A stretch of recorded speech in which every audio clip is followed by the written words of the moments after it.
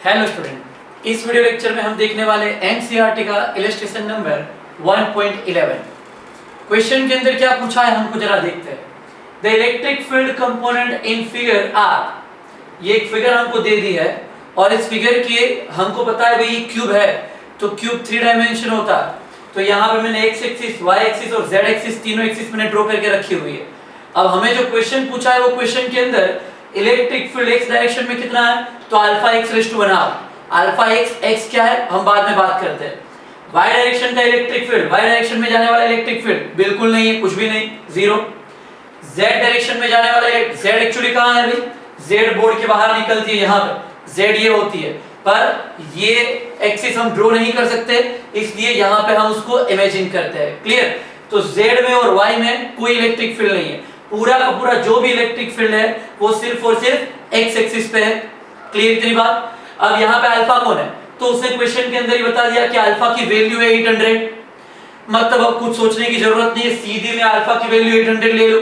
मतलब Ex is equal to directly अब हम क्या लिख देते हैं, तो हम लिख देते हैं भाई कि Ex is equal to alpha की जगह पे मैंने रख दिया 800 और x raise to 1/2, 800 x raise to क्या आ गई वैल्यू 1/2। मतलब Ex की वैल्यू अल्फा पहले दी थी, बाद में उसने अल्फा की एक वैल्यू दे दी, तो मैंने यहाँ पे रख दी और Ex is equal to exactly क्या वैल्यू है वो मैंने एक बार रख दी। क्लियर यहाँ तक का? इसके बाद क्वेश्चन क्या पूछा है, तो calculate the flux through the cube. ये क्यूब के अंदर से कितना फ्लक्स मिल रहा है वो हमें फाइंड करना है। फ्लक्स का फॉर्मूला हमको पता है, ई डॉट ए या integration E dot D A या E D A cos theta या जो कुछ भी हम समझते हैं पूरा कॉन्सेप्ट। यहाँ हम पूरी की पूरी सरफेस एक साथ ले लेंगे, मतलब ई डॉट ए पे कोई प्रॉब्लम नहीं होगा, पर पहले मैं जो तुमको बता रहा हूँ वो समझना। पहला क्वेश्चन है the flux through the cube, बाकी बात बाद में करते हैं। पहली बात है flux through the cube find करना है हमको। ये क्यूब, पूरे क्यूब के अंदर से कितना फ्लक्स पास हो रहा है। अब फ्लक्स का फॉर्मूला है ई डॉट ए, मतलब ये कोस थीटा, पहले मैं लिख देता हूं यहां पे E dot A flux phi is equal to होगा ई डॉट ए, मतलब होगा ई ए कोस थीटा, यहीं पे लिख देता हूं ई ए कोस थीटा। ई के और ए के बीच का एंगल हमें देखना है। अब हम बात करते हैं हमारी थियरी का और फिर बात करेंगे ये एक्स एग्जैक्टली कौन है। पहली बात, इलेक्ट्रिक फील्ड सिर्फ कौन से डायरेक्शन में है, एक्स डायरेक्शन में।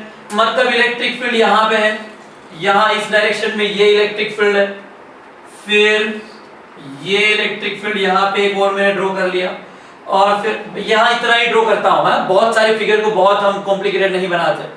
इलेक्ट्रिक फील्ड एक्स डायरेक्शन में है, हमको इतना पता है ये इलेक्ट्रिक फील्ड। ऐसा होगा इलेक्ट्रिक फील्ड बहुत सारा है, बहुत सारे फील्ड लाइंस है यहाँ पे। क्लियर? मैंने सिर्फ 2 ड्रॉ की है एट प्रेजेंट, बाद में बहुत सारी अलग अलग ड्रॉ कर लेंगे हम। एक और चलो यहाँ पे ड्रॉ कर लेते हैं, एक और लाइन मैंने यहाँ पे ड्रॉ कर ली। इलेक्ट्रिक फील्ड लाइन सिर्फ और सिर्फ एक्स डायरेक्शन में है। फ्लक्स किसे बोलते हैं कि number of electric field line cross the surface perpendicularly.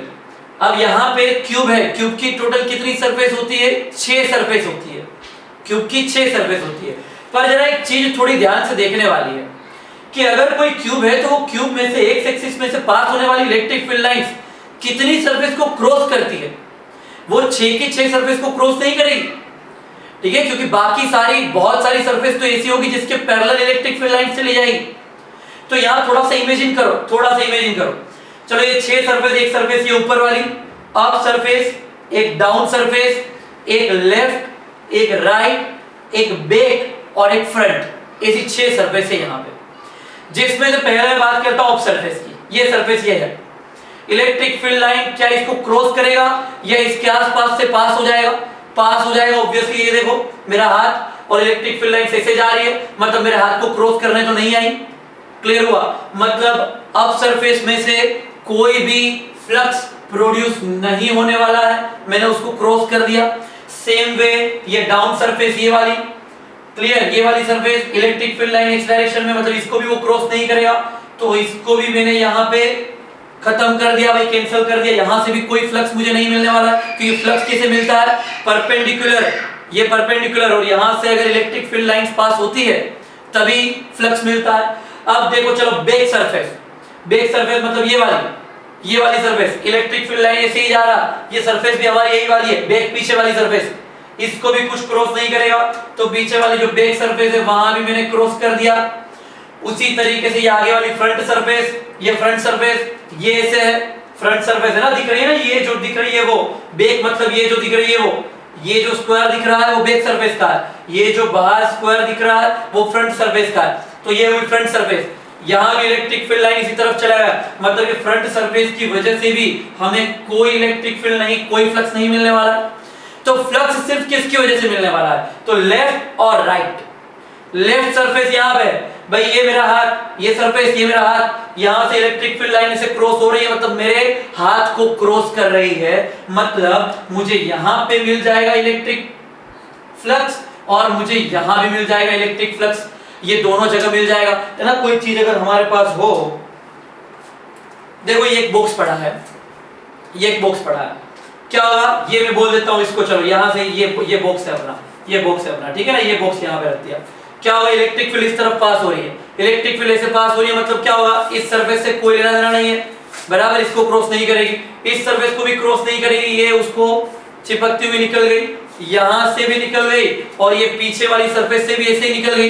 पर ये जो मेरे सामने जो लाइन है वो लाइन में से उसको क्रॉस होना पड़ेगा, ये क्रॉस होके जाएगी, यहां से भी क्रॉस होके जाएगी, तो ये साइड और ये साइड कौन सी, ये हुई लेफ्ट और वो हुई राइट। क्लियर, ये दोनों में से ही सिर्फ और सिर्फ फ्लक्स कट होगा, इलेक्ट्रिक फील्ड कट होगी, मतलब ये दोनों सरफेस पर फ्लक्स मिलेगा, उसके अलावा बाकी की चारों जो सरफेस है उसके ऊपर हमें फ्लक्स नहीं मिलेगा।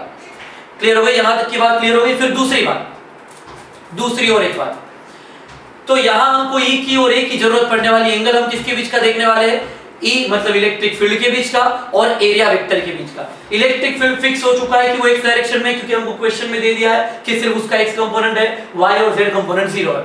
अब बची बात एरिया वेक्टर की। एरिया वेक्टर हमेशा कहां होता है, perpendicular to the surface.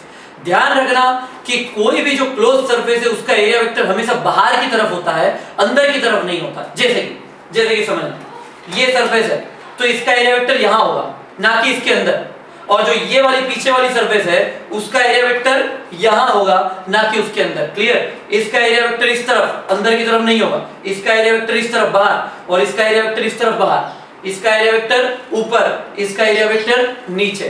Clear, तो एरिया वेक्टर का कॉन्सेप्ट क्लियर हो गया।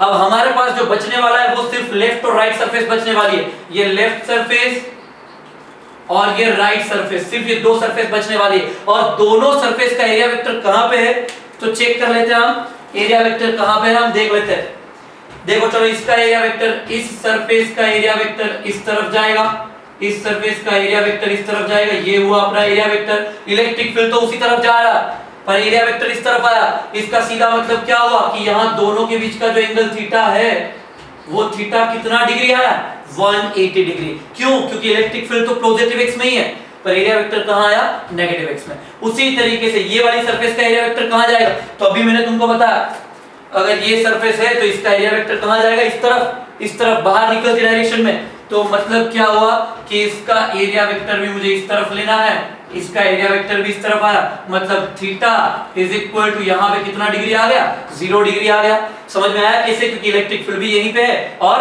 ये भी यहीं पे है। क्लियर, एरिया वेक्टर भी यहीं पे है, ये दोनों के दोनों सेम डायरेक्शन में। तो ये दो, इसका 180 और इसका 0, cos 180 इज इक्वल टू -1 और cos 0 इज इक्वल टू 1। अब देखो लॉजिकली मैंने तुमको बता दिया कि ये बाकी की चार सरफेस में से इलेक्ट्रिक फील्ड पास नहीं होने वाला, पर मैथमेटिकली अगर तुम देखो तो क्या हो रहा है जरा समझना। अगर ऊपर वाली सरफेस देखते हो तो इसका एरिया वेक्टर यहां जाएगा ऊपर की तरफ, भाई एरिया वेक्टर ऊपर जाएगा तो इलेक्ट्रिक फील्ड के साथ वो कितना डिग्री बना रहा है, 90 डिग्री। तो cos 90 इज इक्वल टू वैसे ही 0 होने वाला। समझ में आ रही है, अगर मैं कैलकुलेट भी करता हूं तो आंसर 0 बन जाएगा। उसी तरीके से यहां नीचे वाली सरफेस के साथ इलेक्ट्रिक फील्ड ने बनाया हुआ एंगल, फिर से इसका एरिया वेक्टर नीचे, ये एंगल 90, cos 90 अगेन 0। क्लियर, समझ में आ रही है ना बात। फिर से इसको पकड़ लेते हैं हम। क्लियर, समझ में आई ना बात। जैसे कि ये है तो यहाँ नीचे वाली सरफेस इलेक्ट्रिक फील्ड इस तरफ, ये सरफेस नीचे 90 डिग्री, इलेक्ट्रिक फील्ड इस तरफ, ये सरफेस ऊपर 90 डिग्री। फिर यहाँ पे देखो, यहाँ पे ये एरिया वेक्टर इस तरफ और इलेक्ट्रिक फील्ड इस तरफ, भाई इसका और इसके बीच का एंगल कितना, फिर से 90 डिग्री। फिर से इसकी बात करूं तब भी इलेक्ट्रिक, ये एरिया वेक्टर इस तरफ और इलेक्ट्रिक फील्ड अभी भी इस तरफ, फिर से कितना 90 डिग्री बचेगा, तो सिर्फ कौन बचेगा, ये बचेगा। क्यों ये बचेगा, इसका एरिया वेक्टर इस तरफ इलेक्ट्रिक फील्ड की डायरेक्शन में, मतलब थीटा इज इक्वल टू 0, और इसका एरिया वेक्टर इस तरफ इलेक्ट्रिक फील्ड के ऑपोजिट डायरेक्शन में, मतलब theta is equal to 180। Logic clear हो गया, बिल्कुल क्लियर हो गया। लॉजिक क्या है, अब मैथ्स पे चलते हैं हम। तो phi is equal to e dot a is equal to e cos theta. अब मैं बात करता हूं, दोनों की अलग अलग बात करनी, पहले लेफ्ट सरफेस की बात कर लेंगे हम। तो यहां सबसे पहले लेफ्ट साइड की बात कर लेते हैं। लेफ्ट साइड,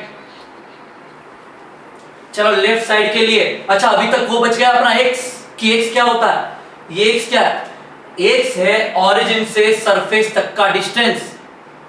ऑरिजिन से सरफेस तक का डिस्टेंस, यहां पे कितनी सरफेस को हम फॉलो करने वाले, सिर्फ दो, कौन सी, लेफ्ट और राइट।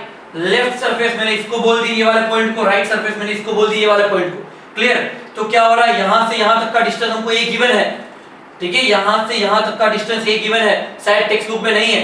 यहां से यहां तक का डिस्टेंस एक गिवन है, और हर एक साइड जो है वो एक ही है। हर एक साइड, पूरे क्यूब की हर एक साइड की लेंथ कितनी है, a, हर एक साइड की लेंथ है a। इसका मतलब एरिया क्या हुआ, चलो बताएगा कोई, एरिया क्या हुआ, ये क्यूब है, क्यूब की एक साइड की लेंथ अगर l है तो एक साइड का एरिया क्या हुआ, l स्क्वायर।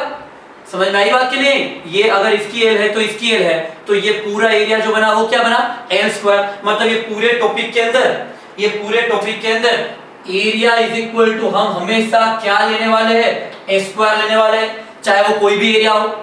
समझ में आ रही है, लेफ्ट साइड का एरिया हो तो भी वो a स्क्वायर कहलाएगा, और राइट साइड का एरिया हो तो भी वो a स्क्वायर कहलाएगा। क्योंकि इसकी साइज कितनी है, a जितनी लेंथ है, तो लेंथ इनटू लेंथ, डायरेक्ट हम वही बोलेंगे, तो क्या हो गया, a स्क्वायर। समझ में आई, कोई एक सरफेस की, पूरे क्यूब की बात नहीं कर रहा, पूरे क्यूब का तो 6a स्क्वायर होगा, हम पूरे क्यूब की बात नहीं कर रहे, क्योंकि हम अलग अलग सरफेस को देख रहे हैं। पूरे क्यूब में से फ्लक्स नहीं मिलने वाला है, फ्लक्स इसमें से और इसमें से मिलेगा। ये इसका एरिया भी स्क्वायर है और इसका एरिया भी स्क्वायर है। मैं एरिया की बात क्यों कर रहा हूं, क्योंकि मेरे पास यहाँ पे एरिया आने वाला है। मैंने एंगल की बात पहले ही कर दी, मैं एरिया की बात भी कर रहा हूं, और उसके पहले मैंने इलेक्ट्रिक फील्ड की भी बात कर दी। पर यहाँ पे इलेक्ट्रिक फील्ड के अंदर जो टर्म x आती है वो x अपना रह गया था। x क्या है, ऑरिजिन से उस सरफेस तक का डिस्टेंस। तो यहां से यहां तक का डिस्टेंस कितना है, a। कौन सी सरफेस तक का, लेफ्ट सरफेस तक का। मतलब मैं क्या करता हूं, यहाँ पे ये जो डिस्टेंस हुआ वो कौन सा हो गया, x लेफ्ट हो गया। तो x left is equal to ये डिस्टेंस किसके जितना हुआ, a जितना, भाई एग्जैक्टली इतना ही डिस्टेंस हुआ ऑरिजिन से लेफ्ट सरफेस का। पर ऑरिजिन से राइट सरफेस का डिस्टेंस कितना हुआ, तो a प्लस a। तो x right is equal to मुझे क्या लिखना पड़ेगा, 2a लिखना पड़ेगा। बात समझ में आई कि नहीं आई, x left is equal to a रहेगा, क्योंकि लेफ्ट सरफेस तक का distance, right is equal to 2a हो जाएगा, राइट सरफेस तक का डिस्टेंस। क्लियर, ठीक है। अब स्टार्ट करते हैं लेफ्ट साइड। चलो लेफ्ट साइड के लिए फॉर्मूला तो हमारा फिक्स है, phi is equal to e cos theta. तो phi l left side is equal to e left का एरिया, तो एरिया होता है, मैंने बताया ना कॉमन है, दोनों का स्क्वायर ही है, मतलब वहां कोई प्रॉब्लम नहीं है। और cos थीटा, cos भाई लेफ्ट साइड के लिए theta is equal to 180 degree है, तो मैंने लिख दिया cos 180 डिग्री। आई बात समझ में, कहां का देख रहा हूं मैं, लेफ्ट साइड का देख रहा हूं, और एरिया कितना, तो वो बात तो सब फिक्स है। तो phi लेफ्ट साइड का इज इक्वल टू EL। तो ये जो EX है उसको मैं क्या लिख दूं, पहले EX इज इक्वल टू 800, ये आ गया 800 into x raised to 1/2, 800 into x raised to 1/2। फिर यहाँ पे आया a मतलब क्या हो गया, a स्क्वायर, एरिया की वैल्यू कितनी हुई, a स्क्वायर जितनी, और cos 180 इज इक्वल टू क्या आ गया, वो आ गया -1। मैंने e की वैल्यू एज इट इज रख दी, x डायरेक्शन में ये पता है हमको, और माइनस है तो वो तो वहां पे समझ में आ गया हमको, cos 180 हुआ तो माइनस आ गया। क्लियर हुआ यहाँ तक का। पर जब मैं लेफ्ट की बात कर रहा हूं तो जो x है वो x भी मैं क्या कर दूंगा, लेफ्ट साइड का लिख दूंगा यहाँ पे। क्लियर, मैं ये भी लिख दूंगा लेफ्ट साइड का। समझ में आ गई बात, यहां तक की बात clear. XL is equal to, फिर इसके बाद क्या हुआ, तो XL इज इक्वल टू 800 को मैंने साइड कर दिया थोड़ा, 800 into x left raise to 1/2।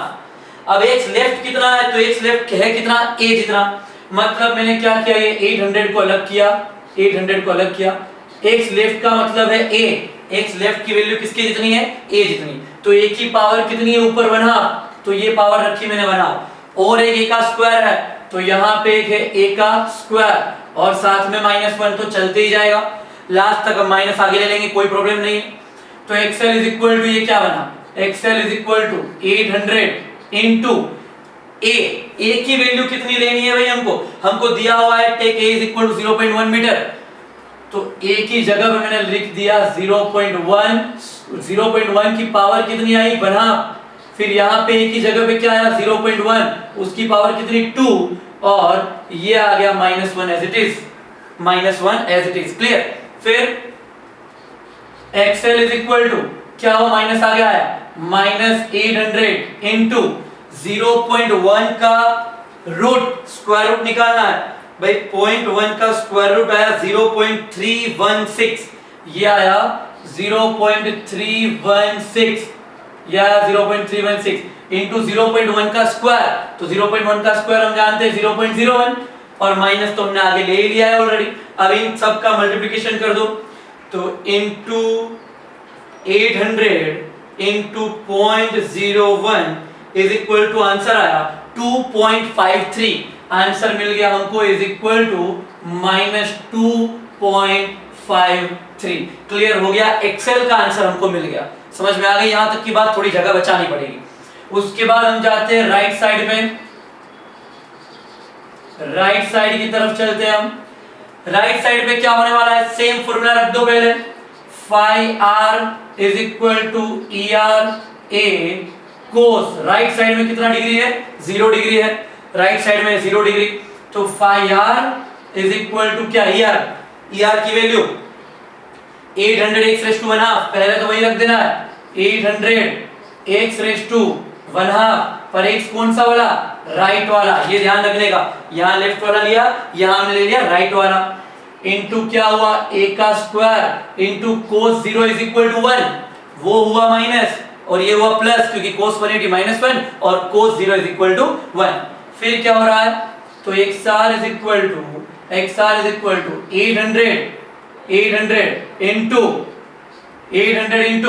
xr की वैल्यू कितनी है 2a, तो मुझे xr की जगह पे रखना है 2a और उसकी पावर लेनी है 1/2। बात समझ में आई कि नहीं, ये x की पावर 1/2 है, तो xr की जगह पे क्या रखना है मुझे 2a रखना है, तो यहां रखा 2r 2a उसकी पावर 1/2 और a का स्क्वायर अभी भी एज इट इज। अब तो xr is equal to 800 into 2 into a की वैल्यू कितनी 0.1 और उसकी पावर 1/2 और a की वैल्यू 0.1 और उसका स्क्वायर, समझ में आई बात। फिर क्या हुआ, तो xr is equal to 800 into 2 into 0.1 is equal to कितना होगा 0.2 और 0.2 का स्क्वायर रूट, तो 0.2 का स्क्वायर रूट निकाला तो 0.447, ये वैल्यू आ गई 0.447 इंटू ये क्या हुआ 0.01, समझ में आई ना बात, बिल्कुल समझ में आई, क्लियर। 0.1 का स्क्वायर, अब ये into 800 into 0.01 is equal to 3.57, तो इसका पूरे का आंसर हमको मिल गया xr इज इक्वल टू 3.57। समझ में आई बात, ये x लेफ्ट हुआ -2.53 और x राइट हुआ 3.57, तो टोटल फ्लक्स कितना हुआ, तो total flux phi is equal to phi left plus phi right, तो phi is equal to phi left, left side का कितना है -2.53, ये है -2.53 प्लस राइट साइड का कितना है 3.57, तो 3.57 -2.53, 3.57 minus 2.53 is equal to 1.04 is equal to 1.04 weber. समझ में आ गई बात, ये टोटल फ्लक्स हमें मिल गया, क्लियर हुआ, आ गया पूरा न्यूमेरिकल। फिर से एक बार देख लेना, पूरा न्यूमेरिकल क्लियर हो जाएगा, थोड़ा टफ है, कॉन्सेप्चुअल है, पर मजा आएगा उतना ही, क्योंकि दूसरा न्यूमेरिकल भी हम इसी मेथड से करने वाला है इसके बाद वाला।